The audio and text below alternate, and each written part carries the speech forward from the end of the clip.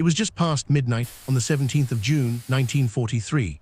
Over the dark expanse of the Ruhr Valley, the industrial heart of Nazi Germany, a lone Royal Air Force de Havilland Mosquito BMK, IX, serial number LR503 of number 105 Squadron, leveled off at 28,000 feet. In the cockpit, Flight Lieutenant John Jack Forrest checked his starboard engine instruments for the third time in a minute. The night was crystalline, the Milky Way a dusty band above them, the sprawling inferno of Köln to their southwest, a dull, angry glow on the horizon. Their target was the synthetic rubber plant at Hools, a small but critical dot in the vast, blacked-out landscape below. Forrest and his navigator, Flying Officer Peter Waring, were not part of the main bomber stream that had passed through earlier. They were alone, exposed, and flying an aircraft the Luftwaffe's top fighter pilots publicly mocked. They called it the Holzscher, the wooden clog, or more derisively, the flying coffin. It was made of plywood and balsa, they said. A single cannon shell would turn it into a flaming kite. Tonight, like every night the Mosquito flew, was an exercise in proving them catastrophically wrong. The Mosquito's story began in disbelief.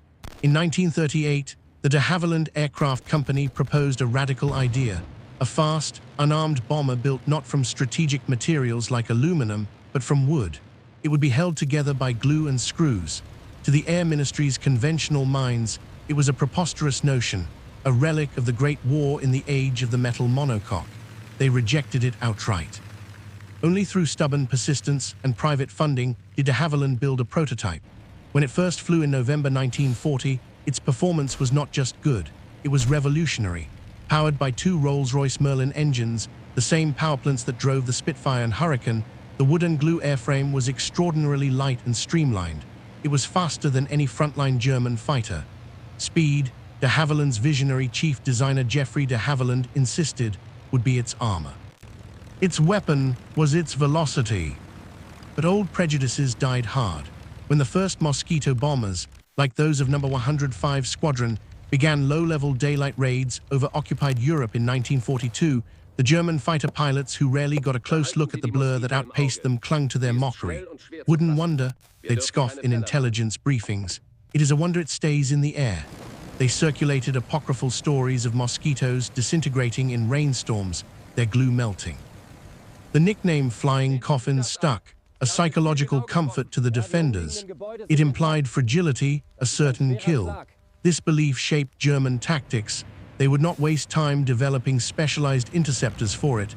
Standard Bf-109s and FW-190s could catch it. It was a fatal miscalculation.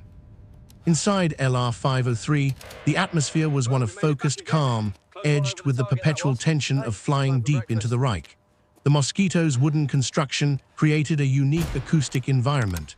There was no resonant ping of rain on metal skin, just a softer drumming. The creaks and groans of the airframe settling under pressure were more organic, like a ship at sea. Forrest's world was the green glow of his instrument panel, the steady drone of the Merlins, and the vast, cold void outside his canopy. Running in, Skip, Waring's voice crackled in his earphones, calm and precise. 037, 5 minutes to IP, the initial point where their bomb run would begin. Forrest gave a slight nod, his eyes scanning the darkness. This was the Mossie's realm, the high-altitude, precision night strike. While the heavy Lancasters and Halifaxes of Bomber Command pounded area targets in vast, vulnerable streams, the Mosquito squadrons were the scalpel. They flew in small formations, often singly, to hit specific factories, headquarters, or railway junctions. Their navigational tool was Oboe, a cutting-edge radio guidance system that allowed astonishing accuracy from high altitude. But Oboe required them to fly a straight, level course for several minutes, a nerve-wracking proposition in the defended skis of the Ruhr. As they turned onto the final run, the first signs of the German reaction appeared. Not fighters, not yet, but flak. Distant, seemingly random blooms of black smoke dotted the sky ahead and below, fired by predicted barrage from the Ruhr's dense flak belt. The guns were aiming at a theoretical altitude, hopping to hit the main force. At 28,000 feet, the Mosquito was often above the worst of it, but shrapnel could still climb. A sharp crack against the fuselage, like a stone thrown against a wooden door, made both men flinch. "Just a fragment," Forrest muttered, checking his gauges. "No change." The wood, contrary to myth, did not splinter catastrophically. It could absorb damage that would tear open a metal skin. "Bomb doors open," Waring said. The aircraft shuddered slightly as the doors in the smooth belly hinged down, causing a drag that Forrest corrected for with a slight adjustment on the throttles. On the oboe indicator, a steady tone began to pulse in their headphones. They were now slaves to its signal, flying the beam. The searchlights began. Fingers of light, miles away, probed the clouds below. Then one, more accurate, swept across their starboard wing, a blinding blue-white glare that lit the cockpit like daylight for a terrifying second before sliding away. They had been seen. "Confirm searchlight battery at our 2 o'clock, Peter," Forrest said, his voice tight. "Noted, 30 seconds to release." This was the moment of supreme vulnerability. Straight, level, speed constant, a perfect target. And then, the threat the Germans believed was decisive finally appeared. Waring, glancing through the perspex blister of his navigator's station, saw them first. Bandits, 5 o'clock high, 2 of them, closing. Forrest didn't look. He kept his eyes fixed on his attitude indicator. The oboe tone was a continuous hum now. "Junkers?" he asked, referring to the twin-engine Junkers Ju-88 night fighters that often stalked the bomber streams. "Negative," Waring replied, his voice rising a fraction. "Single engines, look like 190s. Focke-Wulf FW-190, one of the fastest, most heavily armed fighters in the world. At lower altitudes, it could outturn and outgun anything the Allies had. The German pilot's confidence would be absolute. He had finally caught the flying Coffin in his sights. In his mind, it was already a kill. He would have seen the searchlight catch the Mosquito's distinctive, elegant silhouette. He would be closing in, his 420 cannons and 2 heavy machine guns armed.